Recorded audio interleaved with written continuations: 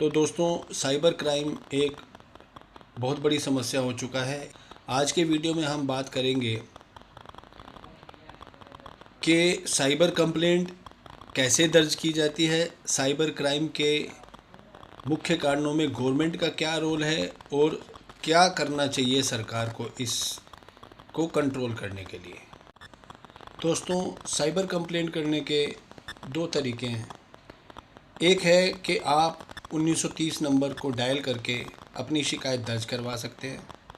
दूसरा है कि आप ऑनलाइन कंप्लेंट कर सकते हैं cybercrime.gov.in। तो दोस्तों, जहाँ तक बात है 1930 नंबर की, ये एक एमरजेंसी हेल्पलाइन नंबर है। 24 घंटे के अंदर आपके पास एक एसएमएस आ जाएगा जिसमें एक लिंक होगा।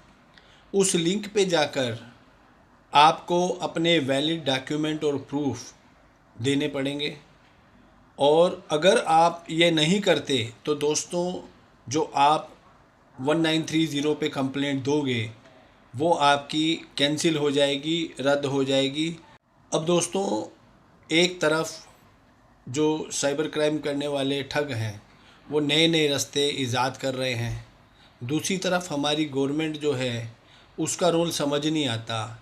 एक तरफ तो इसने स्पेशल साइबर क्राइम के प्रावधान बना रखे हैं जिसमें आपको, जैसा कि पहले बताया, ऑनलाइन कंप्लेंट, 1930 की कंप्लेंट इत्यादि सभी कार्य मुस्तैदी से किए जा रहे हैं। वहीं दूसरी ओर टेलीकॉम मिनिस्ट्री ये अंधाधुंध सिम कार्ड्स जो है लोगों को प्रोवाइड कर देते हैं, जो कि फ्रॉड का एक बहुत बड़ा कारण बन जाते हैं। दोस्तों, सोच के देखो, यदि एक व्यक्ति को एक ही सिम कार्ड मिले तो वो उसके सिम कार्ड का उपयोग वही करेगा और उसकी लायबिलिटी होगी।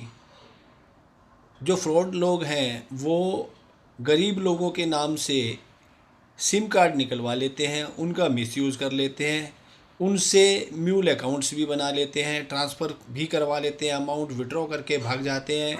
और जब पुलिस ढूंढते ढूंढते वहाँ तक पहुँचती है तो उन्हें पता लगता है कि ये एक बुज़ुर्ग आदमी है, ये मर चुका है, या ये बिल्कुल अनपढ़ है और इसको पता ही नहीं है कि ये फ्रॉड क्या होता है और ये क्या सारी चीज़ें होती हैं, या इस तरह ही भोले भाले लोगों का उपयोग करके ये फ्रॉड होता है।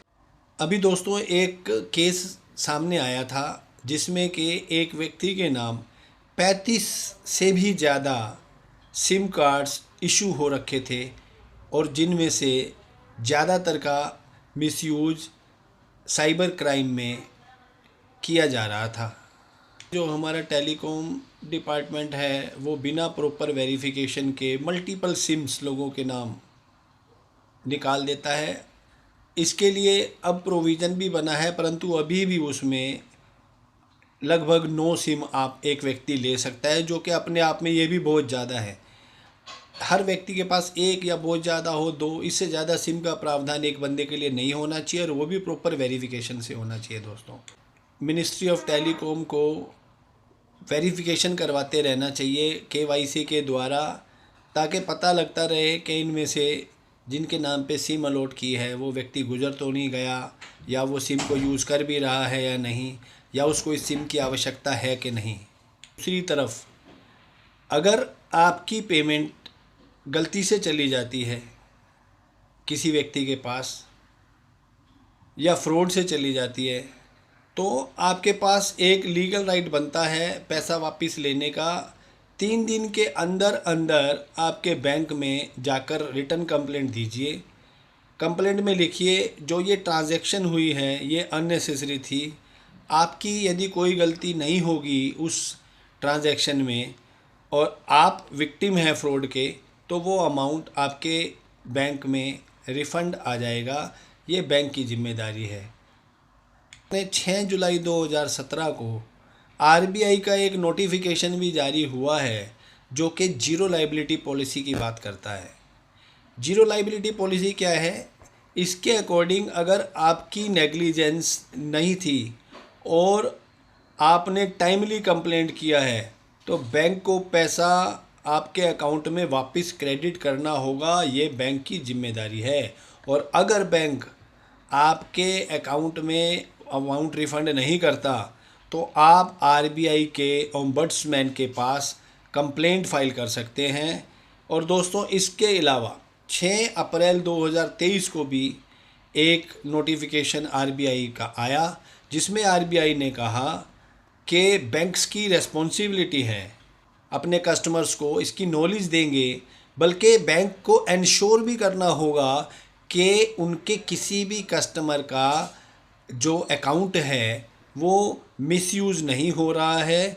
तो दोस्तों, एक तरह से ये जो नोटिफिकेशन है ये डायरेक्टली बैंक को लायबल ठहरा देता है, क्योंकि दोस्तों ये जो मनी है हर ट्रांजैक्शन पे हर बैंक को पैसा मिलता है। तो यदि ये एक क्राइम का अमाउंट है तो क्राइम प्रोसीड का अमाउंट बैंक का लेना अपने आप में उनको भी एक्यूज़ बना देता है और उनकी भी लाइबिलिटी हो जाती है। आरबीआई को और सरकार को बैंक्स को डायरेक्टली लाइबल करना चाहिए और वो अपने कस्टमर्स, जैसा कि नोटिफिकेशन है कि वो इंश्योर करेंगे कि मिसयूज़ ना हो, इसको यदि स्ट्रिक्टली अप्लाई करते हैं दोस्तों तो फ्रॉड होना बंद हो जाएगा। और यदि वो ऐसा नहीं कर पाते तो बैंक की लाइबिलिटी अमाउंट रिफ़ंड करने की होनी चाहिए। जब तक ऐसी स्ट्रिक्ट पॉलिसी नहीं बनेगी, स्ट्रिक्ट कानून ऐसा नहीं आएगा, तब तक ये फ्रॉड बंद नहीं होंगे। तो धन्यवाद दोस्तों।